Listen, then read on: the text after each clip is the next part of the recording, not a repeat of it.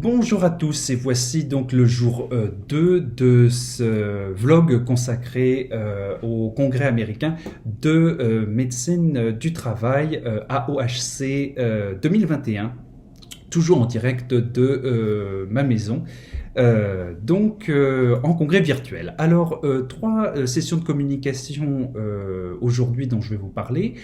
La première est une présentation qui a été faite par le docteur Ruchik de l'Université de Californie à San Francisco. C'était une espèce de présentation de passage en revue, on pourrait dire, d'un certain nombre de problèmes neurologiques liés à l'activité professionnelle ou pouvant avoir un impact sur l'activité professionnelle.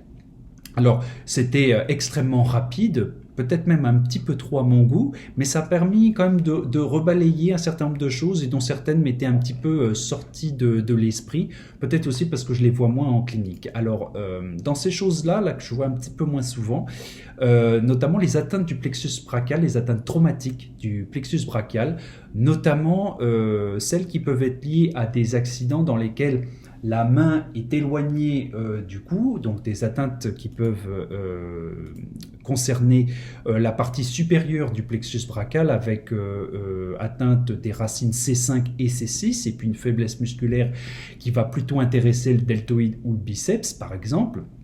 Et puis, à l'inverse, des atteintes de la partie plutôt inférieure du plexus brachial quand on a des traumatismes avec le bras en l'air. Donc là, ce seront plutôt les racines C8 et T1 qui seront atteintes.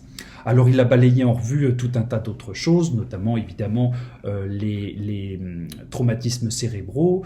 Alors, un truc que je ne connaissais pas, mais là qui relève plus de la thérapeutique, c'est l'apparition d'une nouvelle classe. Alors je dis nouvelle, c'est peut-être pas si nouveau que ça, mais je suis absolument pas spécialiste en neurologie. Une nouvelle classe de traitement pour la migraine appelée les ditans, avec notamment le lasmiditan qui va cibler les récepteurs 1F en sérotonine. Donc l'intérêt de ces nouveaux traitements, c'est que contrairement au triptan, ils peuvent être indiqués chez les gens qui ont des problématiques cardiovasculaires parce que cela n'entraîne pas de vasoconstriction. Il a passé en revue un certain nombre de choses concernant les vertiges, la maladie de Ménière, les problèmes d'apnée du sommeil, les problèmes fonctionnels également, la situation qu'on peut avoir lorsqu'un patient présente, par exemple, et c'est plus souvent le cas en ce qui concerne les mouvements anormaux qui ne peuvent pas être attachés à une maladie particulière, à un problème cérébral, une lésion identifiée. Et donc, ce qui va compliquer la prise en charge et aussi le retour au travail pour ces patients-là qui sont plus difficiles à prendre en charge parce qu'on n'arrive pas bien à expliquer le pourquoi de ces symptômes. Et puis, il a fini par un petit peu de neurotoxicologie en mentionnant notamment les cas, par exemple, de mouvements anormaux que l'on peut avoir avec l'utilisation du N-propylbromide. Alors, je l'ai écrit en anglais, mais on pourra le retrouver en français, comme donc un produit dégraissant. Donc on peut avoir ce genre de choses, ce genre de symptômes. Il y a pas mal de mouvements anormaux qui peuvent être liés à un certain nombre de substances. C'est assez général, c'était vraiment un balayage un peu rapide, je trouve, mais qui a permis, disons, de rafraîchir la mémoire sur le fait qu'un certain nombre de choses existent et d'avoir un panorama relativement large. Deuxième présentation extrêmement intéressante, celle-là concernant la base de données Toxnet. Alors Toxnet, c'était une base de données hébergée par le gros complexe du NIH et du NCBI, ceux qui ont la fameuse base de données PubMed, bien connue dès qu'on fait un peu de bibliographie en médecine.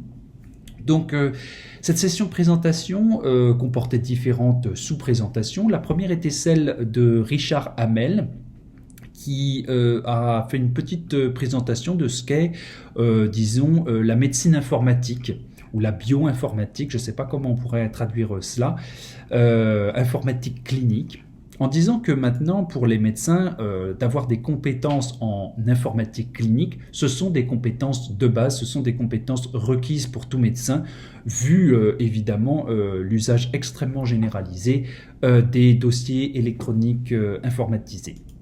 Il disait même, alors dans l'idée notamment de se documenter, lorsqu'il s'agit de voir un patient et puis de prendre en charge un patient, que, je cite, les moteurs de recherche sont maintenant aussi essentiels que ne le sont les stéthoscopes, ce qui est un peu extrême, mais ce qui n'est pas faux. Il est distingué un certain nombre de catégories de bases de données qui peuvent être accessibles. Donc les catégories sont les bases bibliographiques, à contenu donc bibliographique, qui comprennent des bases de données comme Medline ou des catalogues comme ceux du NIOSH.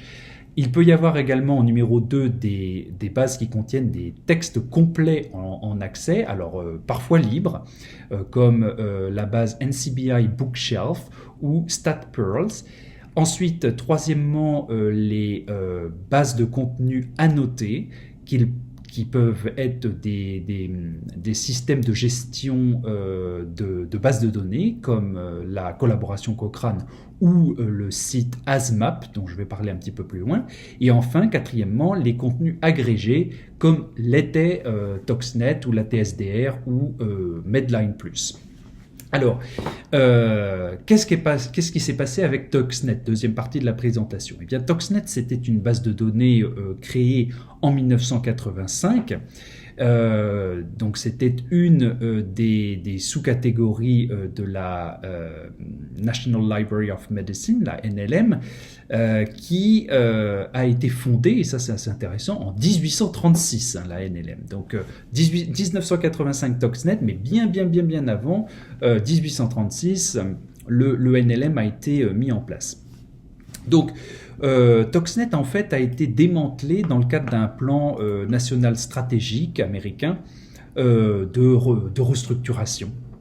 Et donc, au 24 septembre 2019, eh bien, Toxnet a été désactivé, mais le contenu de ce qui était sur Toxnet est toujours disponible et a été en fait rapatrié dans tout un tas d'autres bases de données. Alors, en fait, en pratique, si vous voulez faire une recherche en toxicologie, maintenant, le premier portail d'entrée, ça va plus être PubChem. Je vais vous mettre le site internet dans la barre de description. Sur PubChem, vous irez voir, c'est un site évidemment d'accès gratuit. Vous pouvez faire une recherche par nom de molécule, vous pouvez faire une recherche par numéro CAS, mais vous pouvez aussi carrément dessiner une molécule si l'envie vous prenait de faire le chimiste. Eh bien, vous pouvez dessiner votre molécule et ainsi essayer d'avoir des informations sur la toxicité. Alors, PubChem va agréger en fait des données qui sont issues de 770 sources primaires de données, donc qui vont être répercutées via PubChem. Il n'y a pas de ce qu'on appelle data curation, c'est-à-dire que ça répercute vraiment ce qu'il y a dans ces bases de données, je dirais, homologuées, agréées, dans cette espèce de point commun où toutes ces informations pertinentes vont être reliées au nom de la molécule.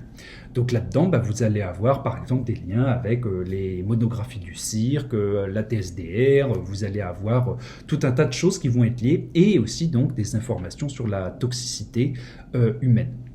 Alors, il existe toujours des bases de données plus spécialisées comme LactMed, donc tout ce qui va être lactation et toxicologie, qu'est-ce qui va passer dans le lait maternel. Vous avez une base de toxicogénétique qui est la base CTD. Une base qui est intéressante, parlant français peut-être plus pour le Canada francophone, la Household Products Database, qui est une base de données, je dirais, de produits ménagers, qui va lister 23 000 produits d'usage courant aux États-Unis et au Canada. Et c'est là qu'on va pouvoir avoir des fiches de données de sécurité notamment. Il y a un module de e-learning qui peut être intéressant en langue anglaise. Je ne crois pas qu'il y ait de version française. Je n'ai pas cherché de manière approfondie. Un logiciel appelé ToxTutor, donc qui peut vous donner une espèce de formation assez générique de base sur la toxicologie, toxicocinétique, etc. Donc des bases un petit peu générales, mais qui vous permettent de comprendre un petit peu mieux les fondements de la toxicologie. Alors ensuite, présentation suivante, spécifique sur un site donc, qui s'appelle ASMAP, Haz pour hazard, H-A-Z, et map pour carte en anglais. Donc il s'agit d'une base de données relationnelle de toxicologie industrielle, accessible sur le site du NLM. Je vais vous mettre le lien en barre de description également. Et donc en fait l'intérêt de cette base de données, c'est que ça va permettre de lister des maladies professionnelles ou présumément d'origine professionnelle avec des substances, mais aussi des circonstances d'exposition, des postes de travail, des secteurs d'activité. Donc l'idée, c'est que vous allez pouvoir faire une recherche par industrie, par métier, par secteur d'activité, etc. Alors ça va vous donner accès à des fiches synthétiques, en anglais évidemment. À toutes ces ressources-là, il n'y a absolument rien qui est en langue française. Nota bene, si vous voulez de l'information en français, vous pouvez l'avoir soit sur le site de l'INRS en France ou sur le site de l'IRSST. Vous allez avoir certainement de l'information en langue française en toxicologie. Je pense aussi que le CCOHS doit avoir une section d'information en français pour le Canada. Donc, alors, ce site HazMap est intéressant, je pense, quoique il est assez succinct. Donc, c'est une bonne porte d'entrée, en fait, si vous n'êtes pas forcément très spécialisé en toxicologie, si vous manquez un petit peu de connaissances générales sur un sujet donné, ça peut être un bon commencement. Mais je dirais que si vous êtes vraiment dans le besoin de faire une recherche plus spécialisée, si vous voulez rédiger un rapport pour une indemnisation au titre de l'accident du travail ou de la maladie professionnelle, probablement qu'il faudra peut-être aller un petit peu plus sur PubChem, et puis bien évidemment sur PubMed, et puis les bases de données autres, Scopus, que vous pourriez éventuellement utiliser pour chercher des articles plus récents. Voilà pour cette session-là. La dernière session que je vais évoquer peut-être un peu plus rapidement, c'est une session de synthèse sur le beryllium et le test de transformation lymphocytaire. Alors je vais aller assez vite là-dessus parce que, pour les Français qui pourraient m'écouter, le test de transformation lymphocytaire dans le vieux temps, qui permet donc de diagnostiquer la berylliose, c'était quelque chose qui se faisait au centre hospitalier Henri Mondor à Paris, mais je crois plus que ça se fait. Et je crois qu'à ce jour, malheureusement, il n'y a plus un seul laboratoire en France qui fait les tests de transformation lymphocytaire qui permettent un diagnostic de la sensibilisation au beryllium et de la berylliose. Pour le Canada, il me semble que l'IRSST à Montréal le fait, et sinon aux États-Unis, à Denver, Colorado, à l'hôpital national juif de Denver, il y a de l'analyse, et ainsi je crois qu'à Cleveland, il doit y avoir également ce test de réaliser. Donc nous, au Canada plutôt de l'Ouest, c'est plus simple d'envoyer les prélèvements à Denver, au Colorado, parce que c'est plus près que Montréal pour l'envoi en avion de ces prélèvements-là. Bon, alors, un rapide synthèse sur le beryllium, c'est un métal très dur, très léger, très cher, qu'on va trouver essentiellement dans l'industrie aéronautique, dans l'industrie de précision, les télescopes, on va trouver ça aussi dans le nucléaire également. On peut en faire des alliages avec du cuivre le plus souvent, ce qui va permettre d'améliorer les performances des métaux, augmenter le point de fusion, diminuer la corrosion. C'est un métal qui n'est pas magnétique, donc ce qui peut être extrêmement intéressant dans un bon nombre d'industries. Les valeurs d'exposition au niveau de l'OSHA ont baissé à partir de 2017, passant de 2 microgrammes par mètre cube à 0,2 microgrammes par mètre cube pour une time weight average, donc une exposition de 8 heures par jour de travail, 40 heures semaine. Le niveau déterminant l'action est à la moitié de cette valeur-là, donc c'est-à-dire 0,1 microgramme par mètre cube. Il y a toute une surveillance qui est requise aux États-Unis par rapport à l'exposition au beryllium, surveillance respiratoire avec des EFR, dermatologiques et un test de transformation lymphoblastique, donc BELPT, qui est à répéter tous les 2 ans. Il faut avoir en tête que le beryllium donne un certain nombre de problèmes, donc comme la sensibilisation au beryllium, qui quand elle est associée à des problématiques cliniques type problèmes respiratoires qui peuvent être une dyspnée d'effort, ainsi que des problèmes à l'imagerie ou la mise en évidence de granulomes, eh bien, on va avoir une berylliose, une chronic beryllium disease, CBD, rien à voir avec le cannabis. Troisième chose, le beryllium est cancérogène, catégorie 1 pour les poumons. Et quatrième maladie qui peut être liée au beryllium, beaucoup plus rare, la berylliose aiguë, qui était historique et qui était liée à des niveaux très élevés d'exposition au beryllium. Il y a des gènes de susceptibilité qui peuvent expliquer un risque accru de berylliose chez une certaine catégorie de travailleurs. Les tests peuvent se positiver, la sensibilisation peut se faire dans les 9 semaines suivant la première exposition. Cliniquement, c'est impossible à distinguer de la sarcoïdose si on n'a pas l'interrogatoire ou le test de transformation lymphoblastique, donc dyspnée d'effort, fatigue, toux.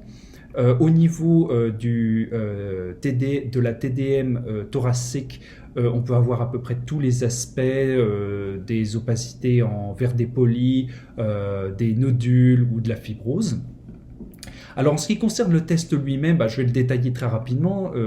Il est compliqué, il requiert un prélèvement de sang dont on va extraire les lymphocytes, et puis on va mettre ces lymphocytes au contact de différents types de concentrations de beryllium. On va faire pousser le tout et on va voir comment ça se multiplie. Si la mise au contact du lymphocyte avec le beryllium provoque une réaction exagérée, eh bien, on va dire que la prolifération est anormale. Alors, pour que le test soit anormal, il faut qu'il y ait au moins 2 de ces tests sur le même patient qui soient positifs. Donc, c'est-à-dire que pour chaque prélèvement sanguin, on va techniquer plusieurs analyses pour plusieurs types de concentrations, incuber 5 et 7 jours pour chaque patient. Ça fait donc, vous comprenez, beaucoup d'analyses pour un seul prélèvement, et donc c'est dès lors qu'il y en a 2 au-dessus de ces valeurs limites que le test va être considéré comme étant anormal. C'est considéré comme normal quand il n'y a aucun de ces puits, de ces tests qui va être considéré comme étant au-dessus des valeurs attendues. Et puis il y a le cas de figure intermédiaire dans lequel on n'a qu'un seul test qui a une valeur inattendue. Et là, il faut répliquer le test, il faut le répéter. Le problème de ce test de transformation lymphoblastique, c'est qu'il n'y a pas tellement d'alternatives.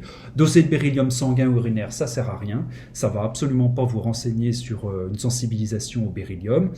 Ce qui peut être prometteur, c'est qu'il y a des techniques qui sont en utilisation proche de ce qu'on retrouve avec les tests récemment développés pour la tuberculose, les IGRA, mais pour l'instant, il n'y a absolument rien de validé à l'heure actuelle. Ça pourrait être une alternative plus simple dans le futur, mais pour l'instant, c'est absolument pas recommandé. Voilà donc pour ces sessions-là. Je reconnais que c'est un petit peu dense, un petit peu long comme présentation. Je vais essayer de faire mieux demain, et d'ici là, je vous souhaite une bonne journée.